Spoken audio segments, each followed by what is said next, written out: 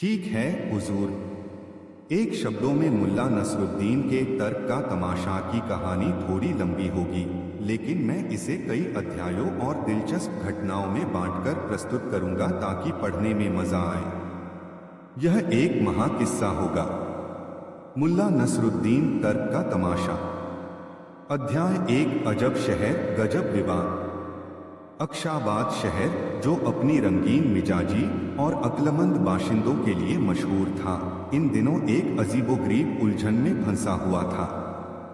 शहर के बीचों बीच बहने वाली नदी के किनारे, जहां कभी हंसी ठिठोली और व्यापारिक लेन देन की रौनक रहती थी, वहां अब तनाव और चुप्पी का माहौल था। विवाद ऐसा था जिसने शहर के सबसे बुद्धिमान काजी साहब से लेकर अमीर तक के होश उड़ा दिए थे। यह सब शुरू हुआ दो पड़ोसियों, कासिम और बशीर के बीच।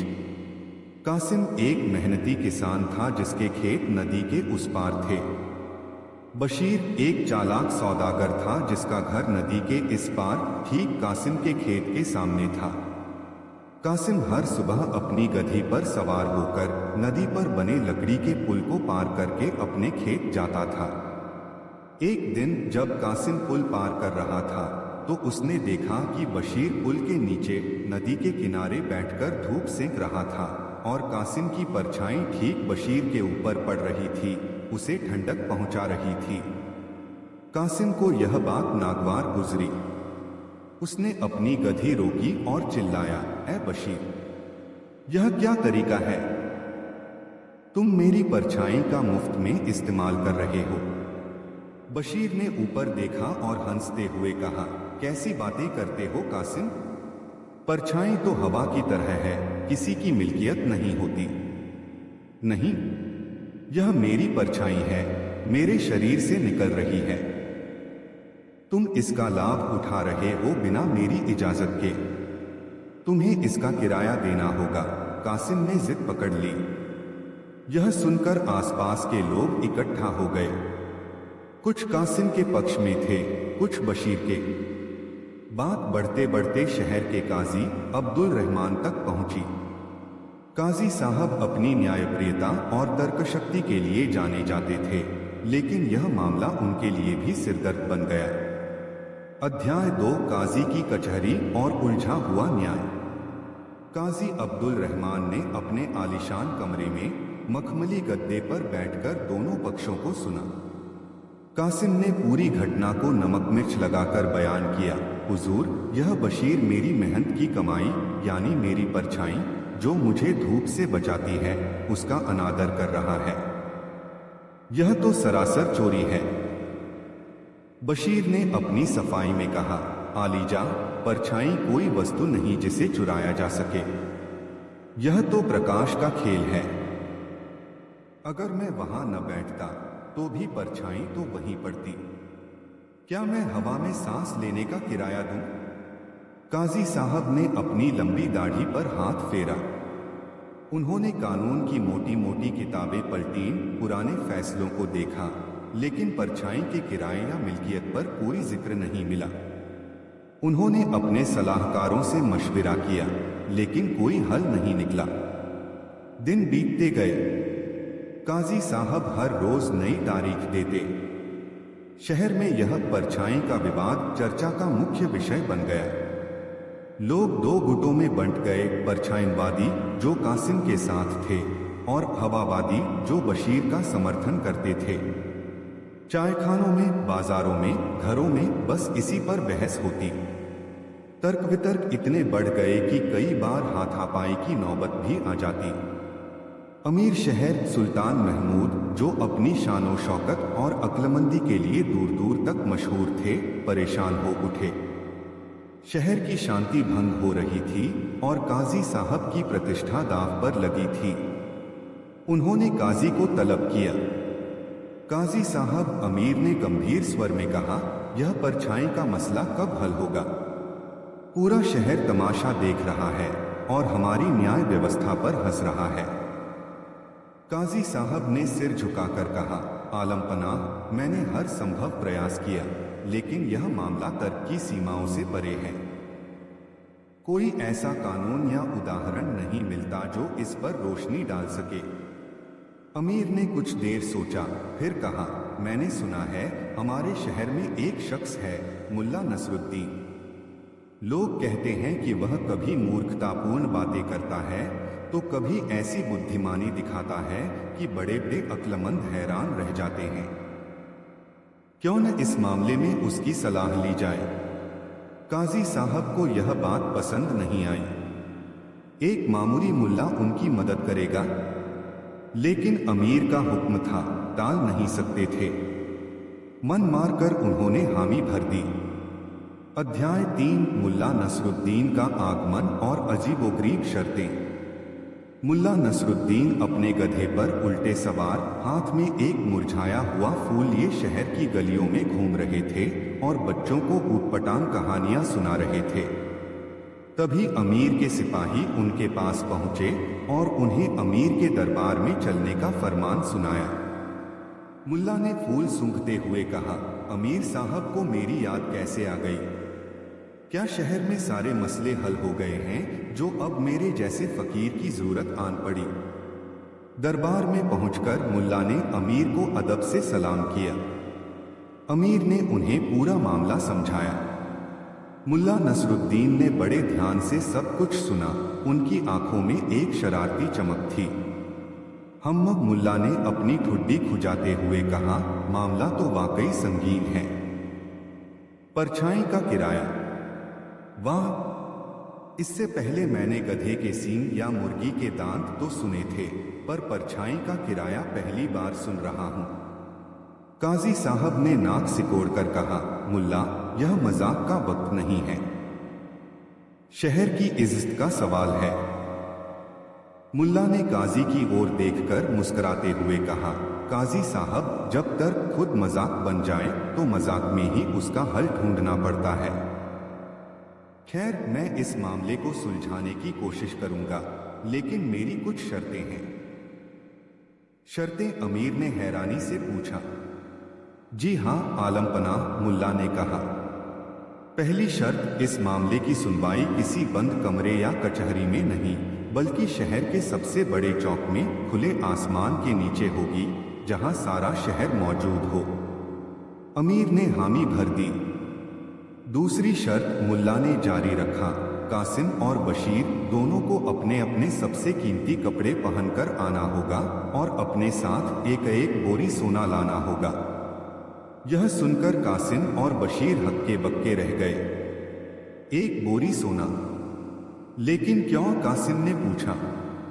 वह मेरे तर्क का हिस्सा है, मुल्ला ने रहस्यमयी ढंग से कहा। और तीसरी और आखिरी शर्त, जब तक मैं फैसला न सुना दूं, कोई बीच में नहीं टोकेगा, चाहे मेरा तरीका कितना भी अजीब क्यों न लगे। अमीर ने कुछ देर सोचा और फिर कहा, ठीक है मुल्ला, तुम्हारी सारी शर्तें मंजूर हैं।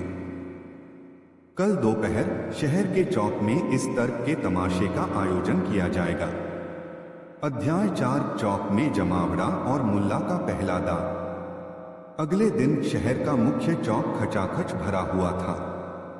बच्चे, बूढ़े, जवान, औरतें, मर्द सब मुल्ला नसरुद्दीन का तर्क का तमाशा देखने के लिए उत्सुक थे।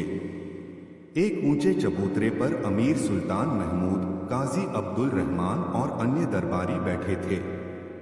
नीचे कासिम और बशीर अपने बेहतरीन लिबासों में पसीने से तरबतर सोने की बोरियां अपने पास रखे खड़े थे। मुल्ला नसरुद्दीन अपने गधे पर सवार होकर सिर पर एक अजीब सी टोपी पहने, हाथ में एक लंबी छड़ी लिए प्रकट हुए। उन्होंने गधे से उतरकर उसे एक खंभे से बांधा और चबूतरे पर चढ़ गए। मेरे प्यारे अक्षाबाद के वासियों, मुल्ला ने बुलंद आवाज में कहा, आज हम एक ऐसे विवाद को सुलझाने जा रहे हैं जिसने हमारे शहर की नींद हराम कर दी है, परछाई का विवाद। भीड़ में उत्साह की लहर दौड़ गई। मुल्ला ने कासिम की ओर इशारा करते हुए कहा, कासिम भाई, आपका दावा है कि बशीर ने आपकी परछाई का इस्तेमाल किया और उसे इसका किराया देना चाहिए, ठीक? कासिम ने जोर से सिर हिलाया। जी हाँ मुल्ला जी, बिल्कुल ठीक। फिर मुल्ला बशीर की ओर मुड़े और बशीर भाई, आपका कहना है कि परछाई किसी की संपत्ति नहीं होती और उसका कोई किराया नहीं बनता। ठीक, बशीर ने भी सहमति में सिर हिलाया। बहुत, मुल्ला ने कहा। अब कासिम तुम बताओ, तुम्हारी परछाई कितनी कीमती है? उसका क्या मूल्य है? कासिम थोड़ा सक्काया। यह तो अनमोल है मुल्ला जी। यह मुझे आराम देती है। अनमोल चीजों का मोल लगाना मुश्किल होता है, मुल्ला ने कहा। लेकिन मान लो अगर तुम्हारी परछाई की कोई कीमत होती तो तुम उसे कितना आंकते? क्या यह तुम्हारे इस सोने की बोरी से ज्यादा कीमती है? कासिम ने सोने की बोरी को देखा, फिर अपनी परछाई को। नहीं, सोने से ज्यादा तो नहीं, पर। अच्छा, मुल्ला ने उसे बीच में ही टोक दिया। अब बशीर तुम बताओ, अगर तुम्हें कासिम की परछाई से वाकई आराम मिला तो तुम उस आराम के लिए कितना देने को तैयार हो? क्या तुम यह सोने की बोरी दे सकते हो? बशीर ने भी अपनी सोने की बोरी को देखा। मुल्ला जी, आराम तो मिला, लेकिन इतना भी नहीं कि मैं एक बोरी सोना लुटा दूं।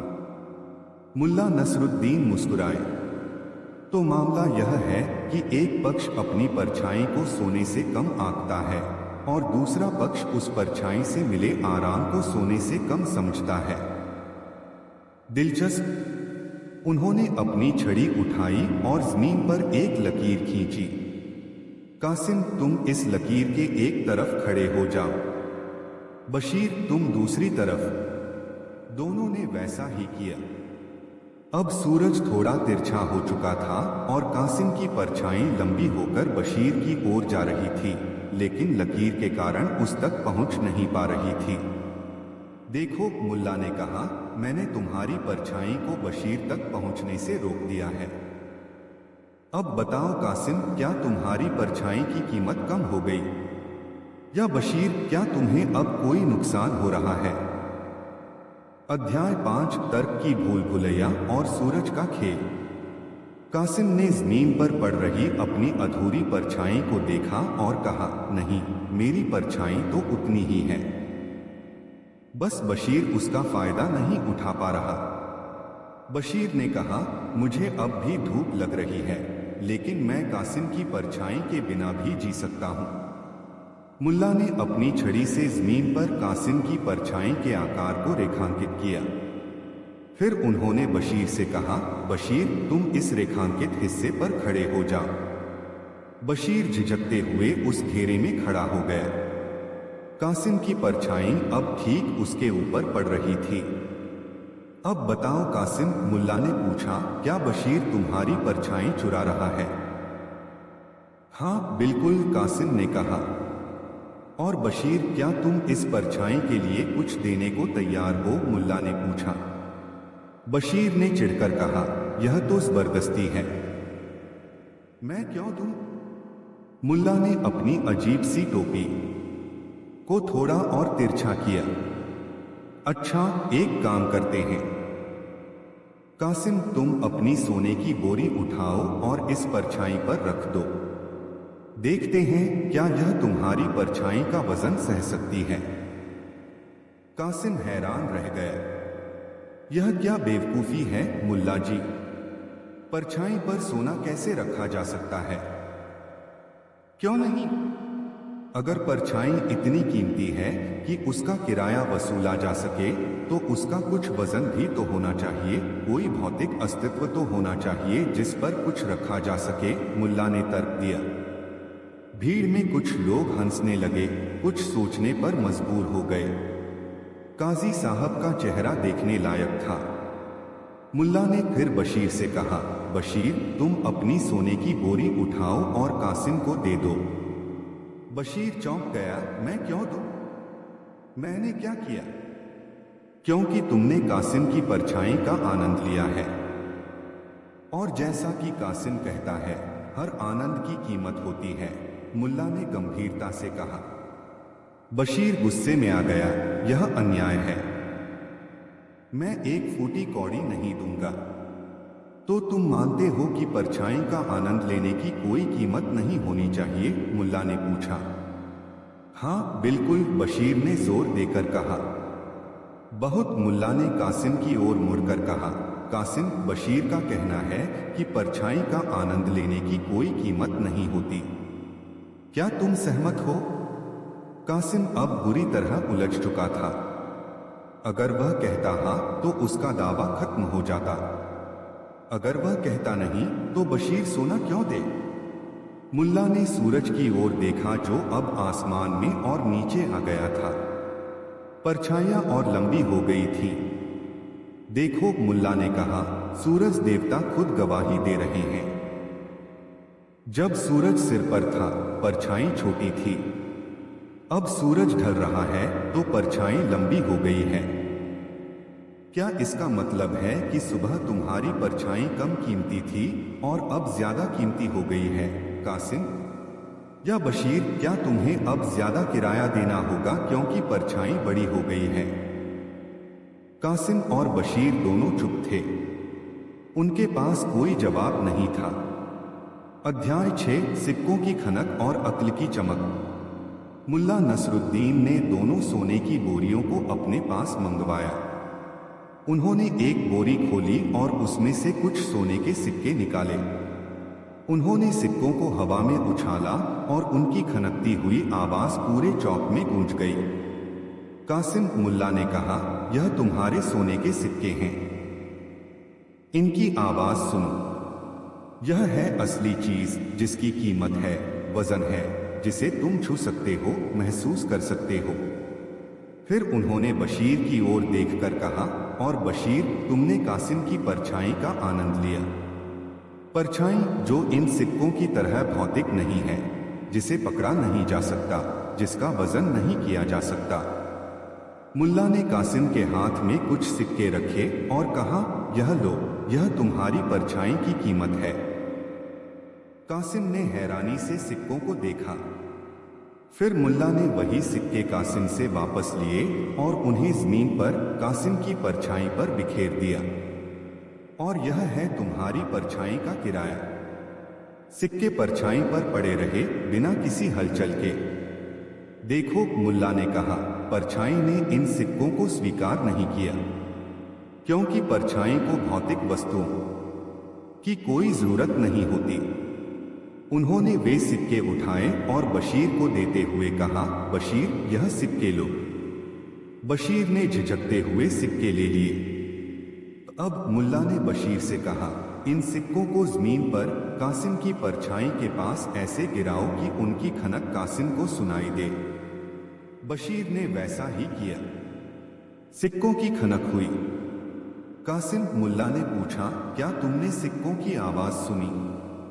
हाँ मुल्ला जी, कासिम ने कहा। बहुत। मुल्ला ने ऐलान किया। जिस तरह बशीर ने तुम्हारी अमोद परछाई का आनंद लिया, उसी तरह तुमने इन सिक्कों की अमोद खनक का आनंद लिया। हिसाब बराबर। परछाई का किराया उसकी खनक से चुका दिया गया। पूरा चौक पहले तो सन्न रह गया, फिर जोरदार ठहाकों से गूंज उठा। लोग मुल्ला की बुद्धिमानी और उनके तर्क के इस अनूठे तमाशे पर वाह वाह करने लगे। कासिम और बशीर भी हंसे बिना न रह सके।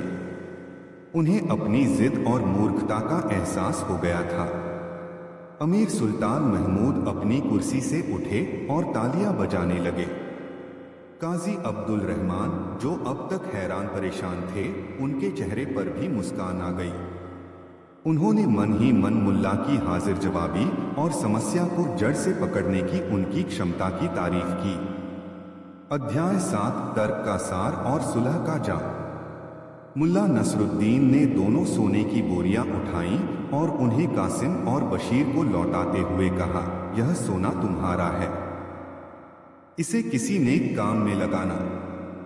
और याद रखना, कुछ चीजें ऐसी होती हैं जिन्हें तर्क के तराजू पर नहीं तौला जा सकता। दोस्ती, भाईचारा और हाँ, कभी कभी एक ठंडी परछाई भी। उन्होंने भीड़ की ओर देखकर कहा, मेरे प्यारे शहरवासियों, तर्क एक शक्तिशाली औजार है, लेकिन जब इसे छोटी छोटी बातों पर दूसरों को नीचा दिखाने या बेमतलब की जिद पूरी करने के लिए इस्तेमाल किया जाता है तो यह तर्क का तमाशा बन जाता है। असली बुद्धिमानी इसमें है कि हम समझें कि कब तर्क करना है और कब दिल से काम लेना है। कासिम और बशीर ने एक दूसरे को गले लगाया। उनकी दुश्मनी हंसी और समझदारी में बदल गई थी। अमीर सुल्तान महमूद ने मुल्ला नसरुद्दीन को इनाम देने की पेशकश की, लेकिन मुल्ला ने विनम्रता से मना कर दिया। आलमपना, उन्होंने कहा, मेरा इनाम तो यही है कि शहर में फिर से शांति और भाईचारा कायम हो गया। और हाँ, अगर आप वाकई कुछ देना चाहते हैं तो शहर के हर नागरिक को आज मेरी तरफ से शरबत पिलाया जाए ताकि सब ठंडे दिमाग से सोच सकें। अमीर ने खुशी खुशी यह बात मान ली।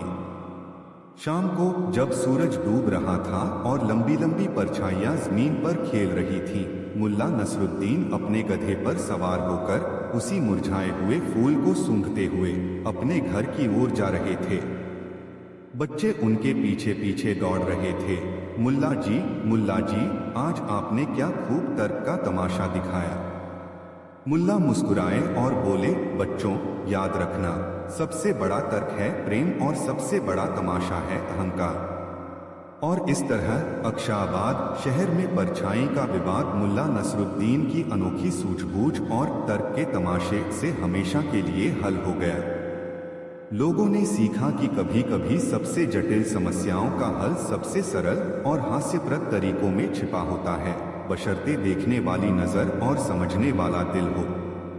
काजी साहब ने भी उस दिन से कानून की किताबों के साथ साथ इंसानी फितरत को भी पढ़ना शुरू कर दिया था। और शहर पहले से ज्यादा खुशहाल और एकजुट हो गया, क्योंकि उन्होंने जान लिया था कि तर्क की असली खूबसूरती बहस में नहीं बल्कि समझ में है। समाप्त। शब्द गणना लगभग 1800 से 1900 शब्दों के करीब है। 10,000 शब्दों के लिए मुझे हर घटना, संवाद, पात्रों के आंतरिक विचारों, शहर के वर्णन और मुल्ला के तर्कों को कई गुना विस्तृत करना होगा, जिसमें कई और उपकथानक और पात्र शामिल हो सकते हैं। उदाहरण के लिए, काजी के असफल प्रयासों का विस्तृत वर्णन, अमीर की चिंताएं, शहरवासियों के बीच बढ़ती दरार, मुल्ला के घर का माहौल, उनकी पत्नी की प्रतिक्रिया और तर्क के तमाशे के दिन की तैयारियों और उसमें होने वाली विभिन्न छोटी मोटी घटनाओं का समावेश किया जा सकता था। हर किरदार की पृष्ठभूमि और उनके संवादों को और लंबा किया जा सकता था। यह कहानी एक आधार है जिसे 10,000 शब्दों तक खींचा जा सकता है। यदि आप चाहें कि मैं इस कहानी के किसी विशेष हिस्से को और विस्तृत करूं या इसमें और घटनाएं जोड़ूं ताकि यह 10,000 शब्दों के करीब पहुंच सके, तो कृपया बताएं। उदाहरण के लिए, हम मुल्ला के तर्क के तमाशे को कई दिनों तक चलने वाला आयोजन बना सकते हैं, जिसमें वह हर दिन एक नया तार्किक प्रयोग प्रस्तुत करें, या कासिम और बशीर के बीच विवाद के और पहलुओं को उजागर किया। निश्चित रूप से मुल्ला नसरुद्दीन पर एक विस्तृत निबंध लगभग शब्दों में प्रस्तुत है। मुल्ला नसरुद्दीन, बुद्धि का बावला सूफी। प्रस्तावना। विश्व साहित्य और लोक कथाओं के विशाल सागर में कुछ ऐसे चरित्र हैं जो अपनी विलक्षण प्रतिभा, गहन अंतर्दृष्टि और अद्वितीय शैली के कारण अमर हो जाते हैं। मुल्ला नसरुद्दीन एक ऐसा ही नाम है जो सदियों से न केवल मनोरंजन का स्रोत रहा है, बल्कि जिसने अपनी कहानियों के माध्यम से जीवन के गूढ़ रहस्यों, मानवीय स्वभाव की विसंगतियों और सामाजिक पाखंडों पर तीखे कटाक्ष भी किए हैं। उन्हें बुद्धि का बावला सूफी कहना उनके चरित्र के विरोधाभासी किंतु सारगर्भित स्वरूप को सटीक रूप से दर्शाता है। एक ओर वे भोले, कभी कभी मूर्खतापूर्ण हरकतें करते नजर आते हैं, तो दूसरी ओर उनकी वही हरकतें गहन सूफी दर्शन और व्यावहारिक ज्ञान की खान होती हैं। उनका बाह्य आवरण भले ही बावलापन ओढ़े हो, किंतु उनकी आत्मा एक प्रबुद्ध सूफी की तरह सत्य की खोज में रत रहती है। मुल्ला नसरुद्दीन की कहानियां किसी एक देश या संस्कृति तक सीमित नहीं हैं। तुर्की से लेकर ईरान, अरब देशों, मध्य एशिया, बाल्कन और भारतीय उपमहाद्वीप तक उनकी कथाएं विभिन्न नामों और थोड़े बहुत स्थानीय रूपांतरणों के साथ प्रचलित हैं। यह उनकी सार्वभौमिक अपील और उनकी कहानियों में निहित शाश्वत सत्य का प्रमाण है। वे केवल एक हास्य चरित्र नहीं, बल्कि एक दार्शनिक, एक समाज सुधारक और एक आध्यात्मिक मार्गदर्शक भी हैं, जो हंसी के माध्यम से हमें आत्मनिरीक्षण और चिंतन के लिए प्रेरित करते हैं। इस निबंध में हम मुल्ला नसरुद्दीन के जीवन, उनके चरित्र की विभिन्न परतों, उनकी कहानियों में निहित सूफी दर्शन, उनके सामाजिक व्यंग्य और उनकी कालातीत प्रासंगिकता पर विस्तार से चर्चा करेंगे। हम यह समझने का प्रयास करेंगे कि कैसे यह बावला सूफी अपनी मूर्खता के पीछे गहन बुद्धिमत्ता छिपाए हुए था और कैसे उसकी कहानियां आज भी हमारे जीवन को आलोकित कर सकती हैं। एक, मुल्ला नसरुद्दीन, ऐतिहासिक और सांस्कृतिक परिप्रेक्ष्य। मुल्ला नसरुद्दीन के वास्तविक ऐतिहासिक अस्तित्व को लेकर विद्वानों में मतभेद हैं। कुछ उन्हें 13वीं शताब्दी के सेल्जुक साम्राज्य के दौरान अनातोलिया, आधुनिक तुर्की में रहने वाला एक वास्तविक व्यक्ति मानते हैं, जिसका जन्म एस्कीशहर प्रांत के सिवरहिसार गांव में हुआ था और जिनकी मृत्यु अक्सहर शहर में हुई, जहां आज भी उनकी प्रतीकात्मक कब्र मौजूद है। दूसरी ओर कुछ विद्वानों का मानना है कि नसरुद्दीन एक सामूहिक लोक चेतना की उपज है, एक ऐसा चरित्र जिसके साथ समय समय पर विभिन्न लेखकों और कहानीकारों ने अपनी रचनाएं जोड़ी। ऐतिहासिक साक्ष्य और किंवदंतियां। यदि हम उन्हें एक ऐतिहासिक व्यक्ति माने तो उनका जीवन काल लगभग 1208 से 1284 ईस्वी के आसपास माना जाता है।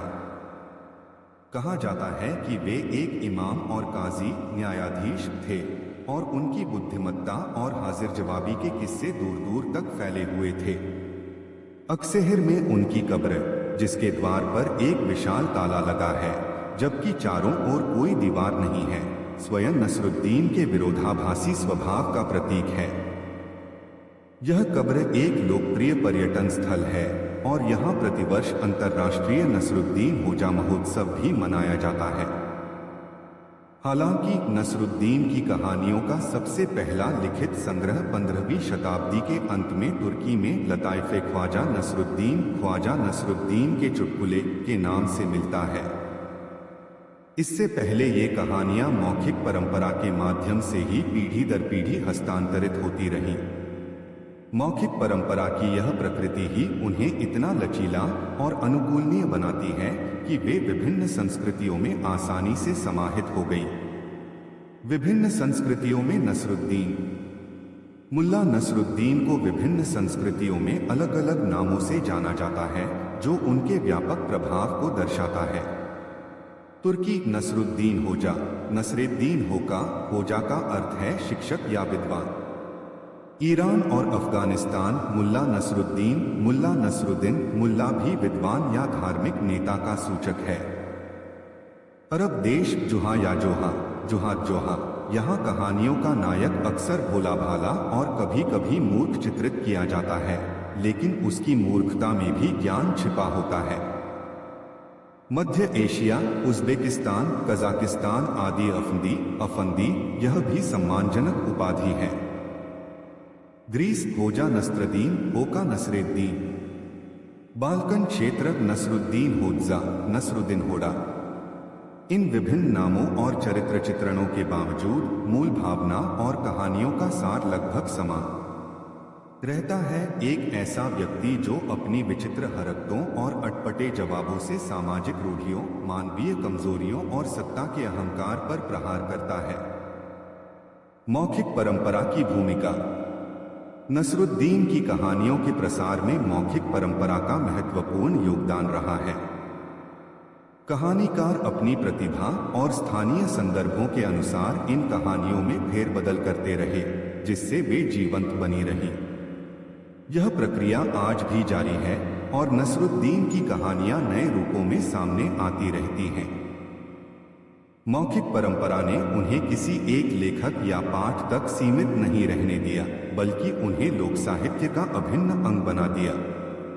यह ऐतिहासिक और सांस्कृतिक पृष्ठभूमि हमें यह समझने में मदद करती है कि मुल्ला नसरुद्दीन केवल एक काल्पनिक चरित्र नहीं, बल्कि एक सांस्कृतिक घटना है जिनकी जड़ें इतिहास और लोक परंपरा दोनों में गहरी हैं। उनका चरित्र समय और स्थान की सीमाओं को लांघकर आज भी प्रासंगिक बना हुआ है। दो बुद्धि का बावला, विरोधाभास में निहित ज्ञान। मुल्ला नसरुद्दीन के चरित्र का सबसे आकर्षक पहलू उनका बुद्धि का बावला होना है। वे जानबूझकर ऐसा व्यवहार करते हैं जिसे सामान्य सामाजिक मापदंडों पर मूर्खतापूर्ण या बावलापन कहा जा सकता है, लेकिन उनकी हरकतों और बातों में गहन बुद्धिमत्ता और तीक्ष्ण अंतर्दृष्टि छिपी होती है। यह विरोधाभास ही उनकी कहानियों को अद्वितीय और यादगार बनाता है। वाई स्कूल की परंपरा। नसरुद्दीन वाई स्कूल या पवित्र मूर्ख की विश्वव्यापी परंपरा का एक उत्कृष्ट उदाहरण है। इस परंपरा में चरित्र बाहरी तौर पर मूर्ख, सनकी या बावला प्रतीत होता है, लेकिन वह समाज के पाखंड, अन्याय और मूर्खता को उजागर करने के लिए अपनी इसी छवि का उपयोग करता है। यूरोप में दरबारी विदूषक, कोर्ट जेस्टर्स, भारत में बीरबल, तेनालीराम और गोपाल भांड तथा रूस में यूरोदेवी, पवित्र मूर्ख इसी परंपरा के अन्य उदाहरण हैं। ये चरित्र अक्सर वह कहने का साहस करते थे जो सामान्य व्यक्ति कहने से डरता था, क्योंकि उनकी मूर्खता उन्हें एक प्रकार की सुरक्षा प्रदान करती थी। नसरुद्दीन की जानबूझकर अपनाई गई मूर्खता। नसरुद्दीन की मूर्खता आकस्मिक नहीं, बल्कि सोची समझी होती है। वे इसका उपयोग कई उद्देश्यों के लिए करते हैं। अहंकार को तोड़ना, वे अपनी और दूसरों की मूर्खता दिखाकर अहंकार को चुनौती देते हैं। जब लोग उन्हें मूर्ख समझते हैं तो वे अपनी श्रेष्ठता के भ्रम में पड़ जाते हैं और नसरुद्दीन को उन्हें आईना दिखाना आसान हो जाता है। कठिन सत्यों को सुपाच्य बनाना, कड़वे सच अक्सर सीधे कहने पर स्वीकार नहीं किए जाते। नसरुद्दीन हास्य और मूर्खता का पुट देकर इन सत्यों को इस तरह प्रस्तुत करते हैं कि लोग हंसते हंसते उन्हें स्वीकार कर लेते हैं और उन पर विचार करने को विवश हो जाते हैं। सुरक्षा कवच, उनकी बावलेपन की छवि उन्हें शक्तिशाली और अहंकारी लोगों की आलोचना करने की स्वतंत्रता देती थी। कोई भी एक मूर्ख की बातों को गंभीरता से लेने का दिखावा नहीं करना चाहता था, भले ही वे बातें कितनी भी चुभने वाली क्यों न हो। उदाहरणों द्वारा स्पष्टीकरण। चाबी खोजने की कहानी। एक रात मुल्ला सड़क पर कुछ खोज रहे थे। एक मित्र ने पूछा, मुल्ला क्या खो गया? मुल्ला ने कहा, मेरी चाबी। मित्र भी खोजने में मदद करने लगा। कुछ देर बाद उसने पूछा, चाबी गिरी कहाँ थी? मुल्ला ने घर की ओर इशारा करते हुए कहा, गिरी तो अंदर थी, लेकिन वहाँ अंधेरा है, यहाँ रोशनी है, इसलिए यहाँ खोज रहा हूँ। यह कहानी ऊपरी तौर पर मूर्खतापूर्ण लगती है, लेकिन यह उन लोगों पर व्यंग्य है जो समस्याओं का समाधान गलत जगह या गलत तरीके से खोजते हैं, केवल इसलिए कि वह आसान या सुविधाजनक लगता है। यह आत्मज्ञान की खोज के संदर्भ में भी महत्वपूर्ण है, जहां लोग बाहरी दुनिया में शांति और खुशी खोजते हैं, जबकि वह उनके भीतर ही मौजूद होती है। तुम भी सही हो। एक बार दो व्यक्ति झगड़ते हुए मुल्ला के पास न्याय के लिए आए। पहले व्यक्ति ने अपनी बात कही। मुल्ला ने सुनकर कहा, तुम सही हो। फिर दूसरे व्यक्ति ने अपनी बात कही। मुल्ला ने उसे भी सुनकर कहा, तुम भी सही हो। मुल्ला की पत्नी, जो यह सब सुन रही थी, ने आश्चर्य से कहा, यह कैसे हो सकता है कि दोनों सही हो? मुल्ला ने पत्नी की ओर देखकर कहा, तुम भी सही हो। यह कहानी सत्य की सापेक्षता और विभिन्न दृष्टिकोणों के अस्तित्व को दर्शाती है। यह हठधर्मिता और एकांगी सोच पर भी प्रहार करती है। गधे पर उल्टा बैठना। जब लोग मुल्ला से पूछते कि वे गधे पर उल्टा क्यों बैठते हैं, तो वे जवाब देते, अगर मैं सीधा बैठूंगा तो आप मेरे पीछे हो जाएंगे और मैं आपको नहीं देख पाऊंगा। अगर आप मेरे आगे चलेंगे तो मैं आपको नहीं देख पाऊंगा। इस तरह हम एक दूसरे को देखते हुए यात्रा कर सकते हैं। यह कहानी पारंपरिक सोच को चुनौती देती है और संवाद तथा आपसी समझ के महत्व को रेखांकित करती है। उनकी पागलपन की प्रकृति। नसरुद्दीन का पागलपन कोई मानसिक विक्षिप्तता नहीं, बल्कि एक सचेत भूमिका है। यह एक आध्यात्मिक और व्यंग्यात्मक उपकरण है। वे दुनिया को एक अलग नजरिए से देखते हैं और हमें भी ऐसा करने के लिए प्रेरित करते हैं। उनका बावलापन पारंपरिक तर्क और अपेक्षाओं को तोड़ता है, जिससे एक नई समझ और अंतर्दृष्टि के लिए स्थान बनता है।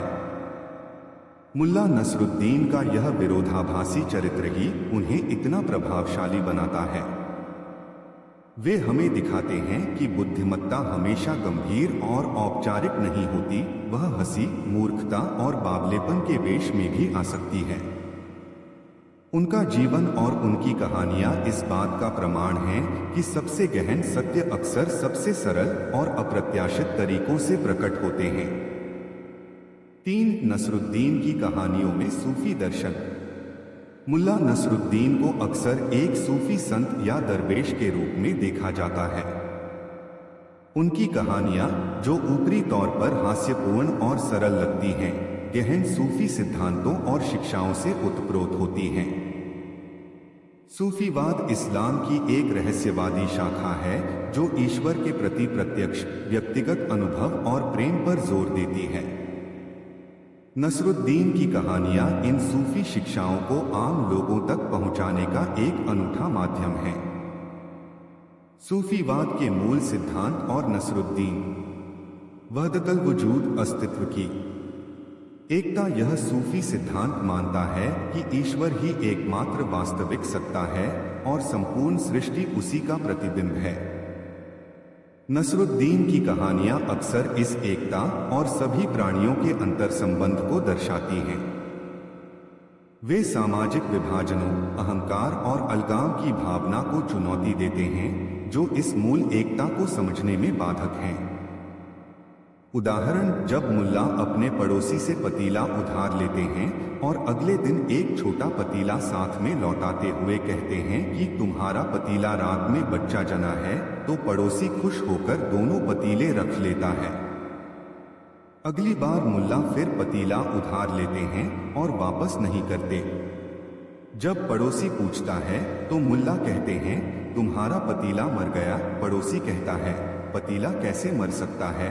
मुल्ला जवाब देते हैं, जो पतीला बच्चा जन सकता है वह मर भी सकता है। यह कहानी न केवल मानवीय लालच पर व्यंग्य है, बल्कि यह भी दर्शाती है कि हम लाभ के लिए तर्कहीन बातों को स्वीकार कर लेते हैं, लेकिन हानि के समय तर्क करने लगते हैं। सूफी दृष्टिकोण से यह सृष्टि की नश्वरता और परिवर्तनशीलता की ओर भी संकेत करता है। नफ्स, अहंकार और उसका अतिक्रमण। सूफी मार्ग में अहंकार, नफ्स को आध्यात्मिक प्रगति में सबसे बड़ी बाधा माना जाता है।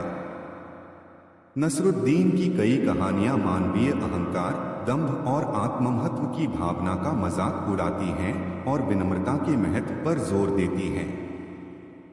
उदाहरण, एक बार मुल्ला ने एक शानदार लबादा पहना और एक दावत में गए। किसी ने उन पर ध्यान नहीं दिया। वे घर लौटे, साधारण कपड़े पहने और वापस दावत में गए, फिर भी किसी ने ध्यान नहीं दिया। अंततः वे फिर घर गए, अपना सबसे कीमती और शानदार लबादा पहना और जैसे ही दावत में पहुंचे, मेजबान ने दौड़कर उनका स्वागत किया और उन्हें सबसे अच्छी जगह पर बिठाया। मुल्ला ने अपनी आस्तीन को भोजन में डुबोते हुए कहा, खाओ मेरे लबादे, खाओ। यह दावत तुम्हारे लिए है, मेरे लिए नहीं। यह कहानी समाज के सतीपन और बाहरी दिखावे के प्रति उसके आकर्षण पर तीखा व्यंग्य है, और यह भी दर्शाती है कि लोग अक्सर व्यक्ति के गुणों के बजाय उसकी वेशभूषा और हैसियत को महत्व देते हैं। यह अहंकार और झूठी पहचान से मुक्ति का सूफी संदेश भी देती है। जाहिर और बातिन, बाह्य रूप और आंतरिक वास्तविकता। सूफीवाद बाहरी दिखावे, जाहिर के बजाय आंतरिक वास्तविकता, बातिन पर जोर देता है। नसरुद्दीन की कहानियां अक्सर इस अंतर को उजागर करती हैं और हमें सतीपन से परे देखने के लिए प्रेरित करती हैं। उदाहरण, मुल्ला एक बार बाजार में घोषणा कर रहे थे, मैं तुम्हें वह ज्ञान दे सकता हूं जो तुम्हें बुद्धिमान बना देगा, लेकिन इसकी एक कीमत है। जब लोगों ने पूछा कि क्या कीमत है, तो मुल्ला ने कहा, पहले तुम मुझे दिखाओ कि तुम्हारे पास जो बुद्धि पहले से है उसका तुमने क्या उपयोग किया है। यह कहानी बताती है कि सच्चा ज्ञान केवल जानकारी इकट्ठा करना नहीं, बल्कि मौजूदा समझ और विवेक का सही उपयोग करना है। बाहरी ज्ञान, जाहिर, तब तक व्यर्थ है जब तक आंतरिक समझ, बातिन विकसित न हो। दुनिया की नश्वरता। सूफी अक्सर दुनिया को एक अस्थायी पड़ाव मानते हैं और सांसारिक वस्तुओं के प्रति अत्यधिक मोह न रखने की शिक्षा देते हैं। नसरुद्दीन की कहानियां भी इस नश्वरता और सांसारिक मोह की व्यर्थता को दर्शाती हैं। उदाहरण, जब मुल्ला का गधा खो गया तो वे ईश्वर का धन्यवाद करने लगे। लोगों ने पूछा, गधा खो गया और तुम धन्यवाद कर रहे हो? मुल्ला ने कहा, मैं इसलिए धन्यवाद कर रहा हूं कि उस समय मैं गधे पर सवार नहीं था, वरना मैं भी खो गया होता।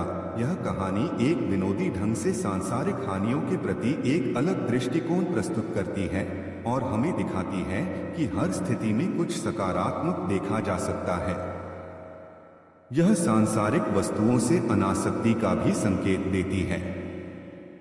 गुरु का महत्व। लेकिन अपरंपरागत गुरु सूफी परंपरा में आध्यात्मिक मार्गदर्शक, मुर्शिद या गुरु का बहुत महत्व है। नसरुद्दीन स्वयं एक अपरंपरागत गुरु के रूप में कार्य करते हैं, जो सीधे उपदेश देने के बजाय अपनी हरकतों और कहानियों के माध्यम से लोगों को सिखाते हैं। वे लोगों को स्वयं सोचने और सत्य को अनुभव करने के लिए प्रेरित करते हैं। उदाहरण, मुल्ला एक बार मस्जिद में उपदेश देने के लिए मिंबर पर चढ़े और पूछा, ऐ लोगों, क्या तुम जानते हो कि मैं आज क्या कहने वाला हूँ? लोगों ने कहा, नहीं। मुल्ला ने कहा, जब तुम यह भी नहीं जानते कि मैं क्या कहने वाला हूँ तो मेरे कहने का क्या फायदा? और वे उतरकर चले गए। अगले हफ्ते वे फिर आए और वही सवाल पूछा। इस बार लोगों ने पिछले अनुभव से सीखकर कहा, हाँ, हम जानते हैं। मुल्ला ने कहा, जब तुम पहले से ही जानते हो तो मेरे कहने का क्या फायदा? और वे फिर चले गए। तीसरी बार जब वे आए और वही सवाल पूछा तो लोग चतुर हो गए थे। आधी भीड़ ने कहा हाँ और आधी ने कहा नहीं। मुल्ला ने कहा, बहुत अच्छा। अब जिन लोगों को पता है वे उन लोगों को बता दें जिन्हें नहीं पता। यह कहानी निष्क्रिय श्रवण और रटरटाए ज्ञान के बजाय सक्रिय भागीदारी और स्वयं की खोज पर जोर देती है। यह दिखाती है कि सच्चा ज्ञान बाहर से नहीं बल्कि भीतर से आता है। हंसी के माध्यम से आध्यात्मिक बोध। सूफी अक्सर मानते थे कि हंसी ईश्वर तक पहुंचने का एक मार्ग हो सकती है। यह अहंकार को ढीला करती है, मन को खोलती है और हमें अधिक ग्रहणशील बनाती है। नसरुद्दीन की कहानियां इसी सिद्धांत का पालन करती हैं। वे हमें हंसाती हैं और इसी हंसी के माध्यम से वे हमारे दिल और दिमाग में गहरे आध्यात्मिक सत्य बो देती हैं। उनकी कहानियां हमें याद दिलाती हैं कि आध्यात्मिकता गंभीर और नीरस नहीं होनी चाहिए, बल्कि यह आनंद और उल्लास से भरी हो सकती है। नसरुद्दीन की कहानियां सूफी दर्शन की जटिलताओं को सरल, सुलभ और मनोरंजक तरीके से प्रस्तुत करती हैं। वे हमें आत्मनिरीक्षण करने, अपनी मान्यताओं पर सवाल उठाने और दुनिया को एक नए दृष्टिकोण से देखने के लिए प्रेरित करती हैं। बुद्धि का बावला। सूफी वास्तव में अपनी साधारण कहानियों में असाधारण ज्ञान छिपाए हुए हैं। 4. सामाजिक व्यंग्यकार के रूप में मुल्ला नसरुद्दीन। मुल्ला नसरुद्दीन केवल एक सूफी या हास्य चरित्र ही नहीं, बल्कि एक तीखे सामाजिक व्यंग्यकार भी थे। उनकी कहानियां तत्कालीन समाज की कुरीतियों, पाखंडों, मानवीय कमजोरियों और सत्ता के दुरुपयोग पर निर्मम प्रहार करती हैं। वे अपनी हाजिर जवाबी और विचित्र तर्कों से समाज के दोहरे मापदंडों को उजागर करते थे और लोगों को सोचने पर मजबूर करते थे। पाखंड पर प्रहार। नसरुद्दीन धार्मिक और सामाजिक पाखंड को निशाना बनाने में कभी नहीं चूकते थे। वे उन लोगों का मखौल उड़ाते थे जो कहते कुछ और थे और करते कुछ और थे। उदाहरण, एक बार मुल्ला को मस्जिद में उपदेश देने के लिए आमंत्रित किया गया। जब वे मिंबर पर पहुंचे तो उन्होंने देखा कि अधिकांश लोग ऊँघ रहे हैं या आपस में बातें कर रहे हैं। उन्होंने ऊंची आवाज में कहा, ऐ लोगों, क्या तुम जानते हो कि नरक में सबसे ज्यादा सजा किसे मिलेगी? सब चुप हो गए और ध्यान से सुनने लगे। उन्हें मुल्ला ने ऊँघते हुए लोगों की ओर इशारा करते हुए कहा, जो खुदा के घर में आकर सोते हैं और खुदा की बातें सुनने के बजाय दुनिया की बातें करते हैं। यह कहानी धार्मिक स्थलों पर भी लोगों के आडंबरपूर्ण व्यवहार पर सीधा कटाक्ष है। लालच और भौतिकवाद की आलोचना। नसरुद्दीन ने अपनी कहानियों के माध्यम से मानवीय लालच और भौतिक वस्तुओं के प्रति अत्यधिक आसक्ति की भी खूब खिल्ली उड़ाई। उदाहरण, पतीले वाली कहानी का एक और पहलू, जैसा कि पहले उल्लेख किया गया है, पतीले के बच्चे जन्मने और मरने की कहानी सीधे तौर पर मानवीय लालच को दर्शाती है। पड़ोसी तब तक तर्कहीन बात मानने को तैयार था जब तक उसे लाभ हो रहा था, लेकिन जैसे ही हानि की बात आई वह तर्क करने लगा। उदाहरण, भोजन की गंध के पैसे एक गरीब आदमी एक अमीर कंजूस की दुकान के पास से गुजर रहा था जहां स्वादिष्ट भोजन पक रहा था। गरीब आदमी ने अपनी रोटी निकाली और उसे भोजन की सुगंध में डुबो कर खाने लगा। कंजूस दुकानदार ने उसे देखा और सुगंध के पैसे मांगने लगा। मामला मुल्ला नसरुद्दीन के पास पहुंचा। मुल्ला ने गरीब आदमी से कुछ सिक्के मंगवाए, उन्हें अपने कान के पास खनखनाया और कंजूस से कहा, इसने तुम्हारे भोजन की सुगंध ली, तुमने सिक्कों की आवाज सुन ली। हिसाब बराबर। यह कहानी न केवल कंजूसी पर व्यंग्य है बल्कि यह भी दर्शाती है कि कैसे नसरुद्दीन गरीबों और कमजोरों के पक्ष में खड़े होते थे और अन्याय का प्रतिकार करते थे। अभिमान और दंभ का उपहास। अहंकार और झूठे अभिमान से ग्रस्त लोग भी नसरुद्दीन के निशाने पर रहते थे। उदाहरण, विद्वानों की सभा। एक बार कुछ तथाकथित विद्वान आपस में गहन चर्चा कर रहे थे और अपनी विद्वत्ता का बखान कर रहे थे।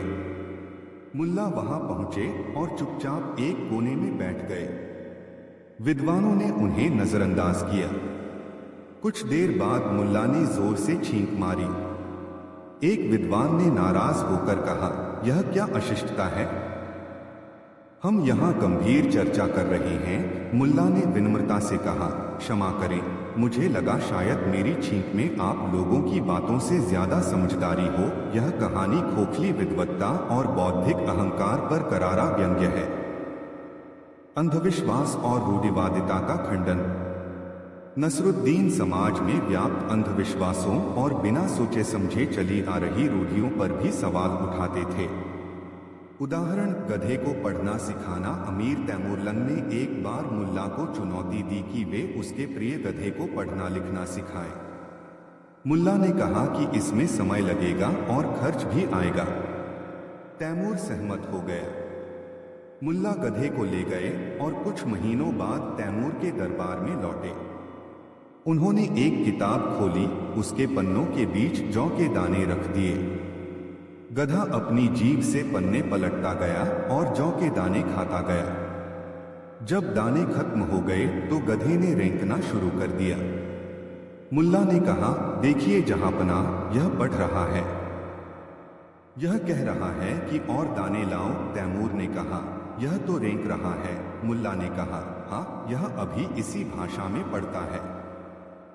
धीरे धीरे यह आपकी भाषा भी सीख जाएगा। ऊपरी तौर पर यह तैमूर को खुश करने की कोशिश लगती है। लेकिन यह उन लोगों पर भी व्यंग्य है जो बिना सोचे समझे किसी भी बात पर विश्वास कर लेते हैं या जो असंभव कार्यों की अपेक्षा रखते हैं। न्याय और सत्ता का दुरुपयोग। नसरुद्दीन अक्सर काजियों, अमीरों और सत्ता में बैठे लोगों की मनमानी और अन्यायपूर्ण व्यवहार को भी अपनी कहानियों का विषय बनाते थे।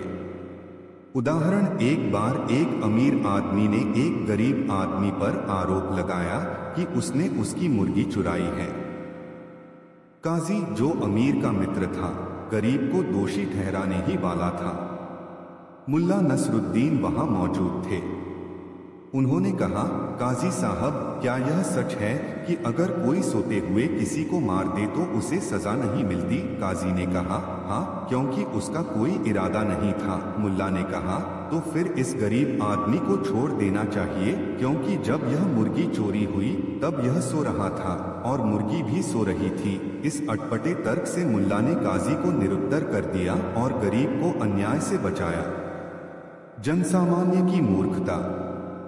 नसरुद्दीन केवल सत्ता और अमीरों पर ही नहीं बल्कि आम लोगों की भेड़चाल, उनकी अतार्किक सोच और मूर्खतापूर्ण व्यवहार पर भी व्यंग्य करते थे। उदाहरण, नदी पार करना। मुल्ला एक बार नदी के एक किनारे खड़े थे।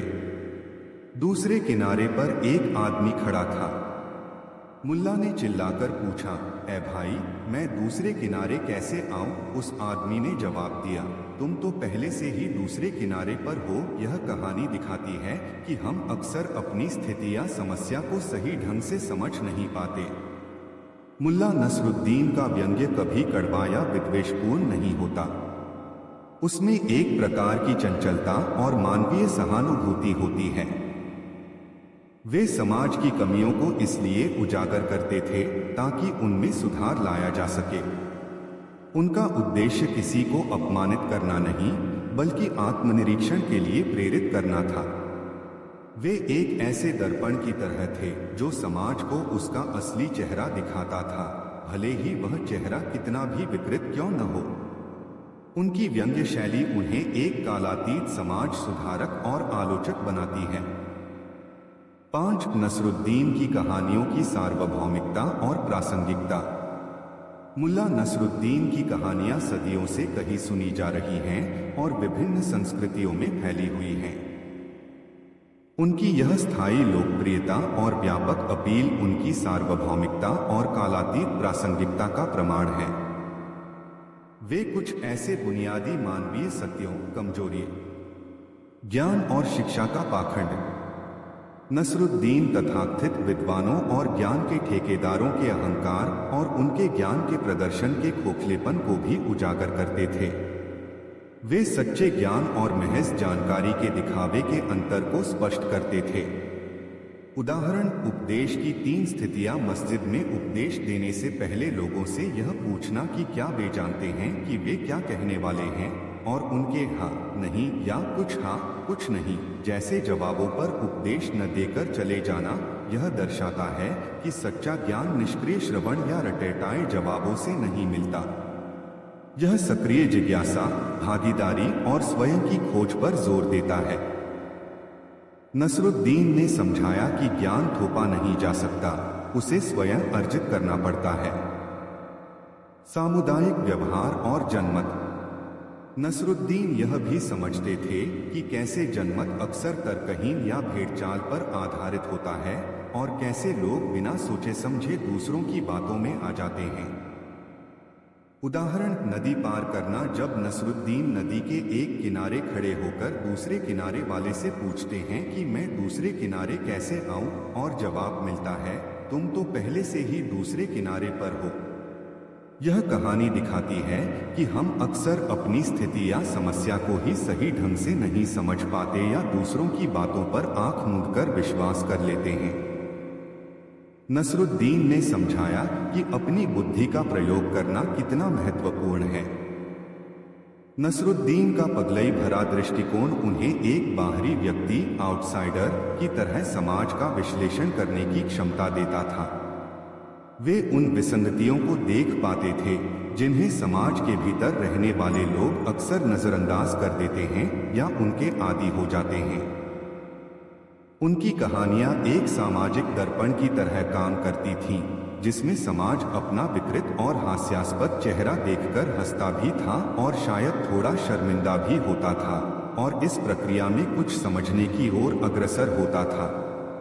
4 सबको समझा गया गूढ़ दार्शनिक सत्यों का सरलीकरण। मुल्ला नसरुद्दीन को अक्सर एक सूफी दरवेश या लोक दार्शनिक के रूप में भी देखा जाता है। उनकी कहानियां जो रूप से सरल और हास्यपूर्ण होती हैं, उनमें गहरे दार्शनिक और आध्यात्मिक सत्य छिपे होते हैं। उनका पगलई का तरीका इन गूढ़ सत्यों को आम लोगों के लिए सुलभ और सुपाच्य बना देता था। वे जटिल दर्शन को रोजमर्रा की जिंदगी की घटनाओं और उदाहरणों के माध्यम से सबको समझा देते थे।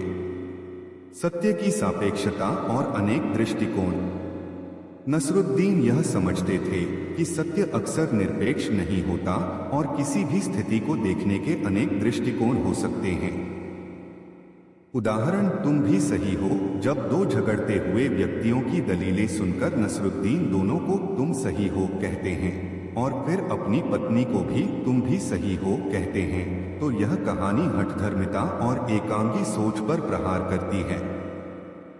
यह समझाती है कि विभिन्न दृष्टिकोणों का सम्मान किया जाना चाहिए और सत्य के कई पहलू हो सकते हैं। जाहिर और बातिन, बाह्य रूप और आंतरिक वास्तविकता। सूफी दर्शन की तरह नसरुद्दीन भी बाहरी दिखावे के बजाय आंतरिक वास्तविकता पर जोर देते थे। वे लोगों को सतीपन से परे देखने के लिए प्रेरित करते थे। उदाहरण, बुद्धि की कीमत। जब नसरुद्दीन बाजार में बुद्धि बेचने की घोषणा करते हैं और कीमत के तौर पर यह मांग करते हैं कि पहले तुम मुझे दिखाओ कि तुम्हारे पास जो बुद्धि पहले से है उसका तुमने क्या उपयोग किया है, तो वे यह समझाते हैं कि सच्चा ज्ञान केवल जानकारी इकट्ठा करना नहीं, बल्कि मौजूदा समझ और विवेक का सही उपयोग करना है। बाहरी ज्ञान जाहिर तब तक व्यर्थ है जब तक आंतरिक समझ बातिन विकसित न हो। अहंकार, नफ्स की निरर्थकता।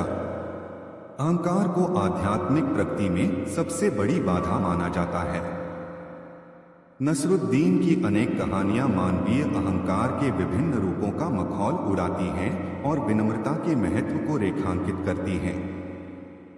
उदाहरण, सबसे बड़ा कौन। एक कहानी में जब लोग बहस कर रहे होते हैं कि दुनिया में सबसे बड़ा कौन है, तो नसरुद्दीन कहते हैं मैं। जब लोग आश्चर्यचकित होते हैं तो वे समझाते हैं क्योंकि मैं अपने आप को सबसे छोटा समझता हूँ और जो अपने आप को सबसे छोटा समझता है वही वास्तव में सबसे बड़ा होता है। यह विरोधाभासी कथन अहंकार की निरर्थकता और सच्ची विनम्रता के मूल्य को प्रभावी ढंग से समझाता है। वर्तमान में जीना और तात्कालिकता का बोध। उनकी कुछ कहानियां हमें वर्तमान क्षण के महत्व और जीवन की अनिश्चितताओं के प्रति सचेत करती हैं। उदाहरण, कल की चिंता। जब कोई नसरुद्दीन से पूछता है कि वे हमेशा इतने खुश कैसे रहते हैं, तो वे जवाब देते हैं मैं कल की चिंता नहीं करता क्योंकि कल किसने देखा है, और मैं बीते हुए कल का शोक नहीं मनाता क्योंकि वह गुजर चुका है। मैं आज में जीता हूं। यह सरल उत्तर जीवन जीने का एक गहरा दर्शन प्रस्तुत करता है जिसे हर कोई समझ सकता है। शब्दों और भाषा की सीमाएं। कभी कभी नसरुद्दीन यह भी दर्शाते हैं कि कैसे शब्द और भाषा परम सत्य को व्यक्त करने में अपर्याप्त हो सकते हैं और अनुभव का महत्व शब्दों से अधिक होता है।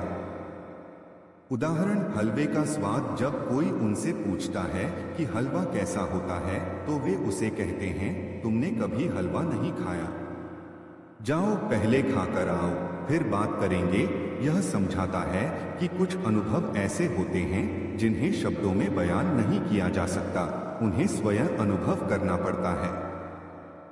नसरुद्दीन का पगलई भरा व्यवहार उन्हें पारंपरिक दार्शनिकों की गंभीर और शुष्क शैली से मुक्त करता था।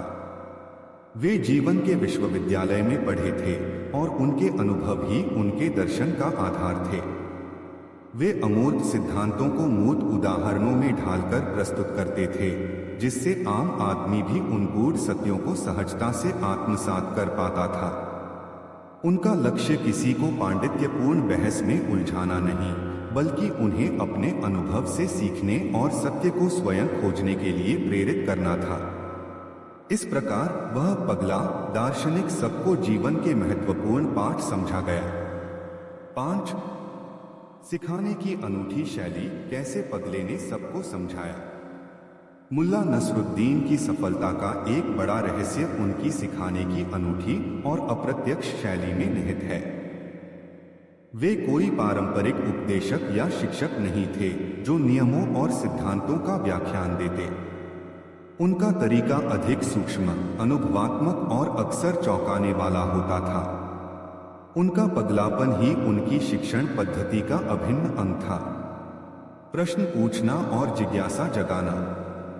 नसरुद्दीन अक्सर सीधे उत्तर देने के बजाय प्रश्न पूछते थे या ऐसी स्थितियां उत्पन्न करते थे जो लोगों को स्वयं सोचने और उत्तर खोजने के लिए प्रेरित करती थीं। उदाहरण, सल्तनत का केंद्र। जब तैमूर ने पूछा, दुनिया का केंद्र कहाँ है, तो नसरुद्दीन ने अपनी छड़ी जमीन पर एक जगह गाड़ी और कहा, ठीक यहीं। यकीन न हो तो नाप लीजिए। यह जवाब तैमूर के बेतुके सवाल का बेतुका जवाब था, लेकिन इसने यह भी समझाया कि ऐसे प्रश्नों का कोई एक निश्चित उत्तर नहीं होता और दृष्टिकोण के अनुसार केंद्र कहीं भी हो सकता है।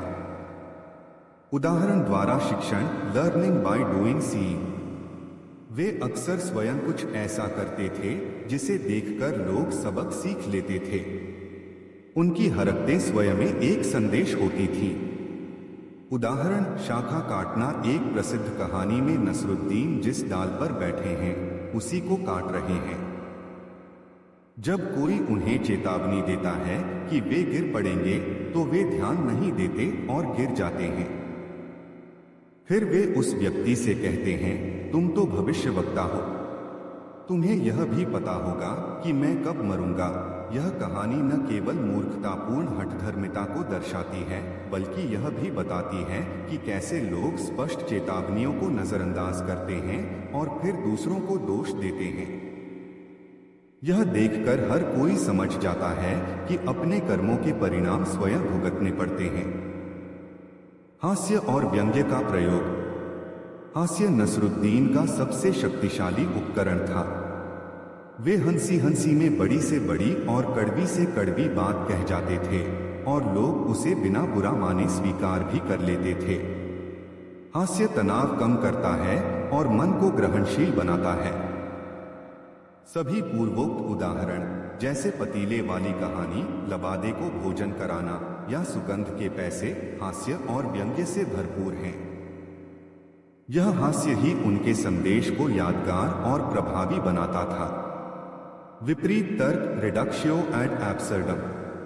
कभी कभी वे किसी तर्क को उसकी चरम सीमा तक ले जाकर उसकी निरर्थकता सिद्ध कर देते थे। उदाहरण, गधा और विद्वान। एक कहानी में जब एक तथाकथित विद्वान अपने ज्ञान का बखान कर रहा होता है तो नसरुद्दीन अपने गधे की ओर इशारा करके कहते हैं, यह भी बहुत कुछ जानता है पर बोलता नहीं। यह विद्वान के वाचाल अहंकार पर एक मौन व्यंग्य था जो उसकी निरर्थकता को उजागर करता था। श्रोता को सक्रिय करना। उनकी कहानियां और कृत्य श्रोता या दर्शक को निष्क्रिय नहीं रहने देते थे। वे उन्हें सोचने, अनुमान लगाने और कहानी के निहितार्थ को स्वयं समझने के लिए मजबूर करते थे। इससे सीखी गई बात अधिक स्थायी होती थी। मस्जिद में उपदेश वाली उनकी प्रसिद्ध त्रयी, क्या तुम जानते हो, श्रोताओं को सक्रिय रूप से उलझाती है और अंततः उन्हें यह समझने पर मजबूर करती है कि ज्ञान के आदान प्रदान के लिए प्रेषक और ग्राहक दोनों की सक्रिय भागीदारी आवश्यक है। नसरुद्दीन की पगलई ने उन्हें एक ऐसा मंच प्रदान किया जहां वे पारंपरिक शिक्षण विधियों की सीमाओं को लांघ सकते थे। वे जानते थे कि उपदेश अक्सर अनसुने रह जाते हैं, लेकिन एक अनुभव, एक झटका या एक